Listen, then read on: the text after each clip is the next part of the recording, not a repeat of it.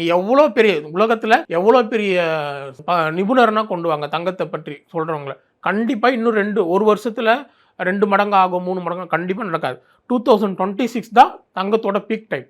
2026 லாஸ்ட்டில் ஒரு ஃபால் வரும். அந்த ஃபாலுக்கு அப்புறம் தங்கம் 3 வருஷம் விலை ஏறாது. அதுக்கு தகுந்த மாதிரி நம்மளுடைய பொருளாதாரத்தை நம்ம இன்க்ரீஸ் பண்ணிக்கணும். நீங்கள் எப்படி இருந்தாலும் 5 இயர்ஸ் ஒன்ஸ் சம்பளம் தராங்க, விலைவாசி ஏறுது. அப்படின்னும் போது எல்லாமே தங்கத்தை பேஸ் பண்ணி தான் நடக்குது. உலக பொருளாதாரமே தங்கத்தை பேஸ் பண்ணி தான் இருக்கு. இன்னைக்கு வாங்க முடியலனாலும் இன்னும் 1 வருஷம் 2 வருஷத்துல நம்ம அதை யூட்டிலைஸ் பண்ணுவாங்க. இந்த கவர்மெண்ட் உலக பொருளாதாரம் இந்திய பொருளாதாரத்தை யூட்டிலைஸ் பண்ணுவாங்க.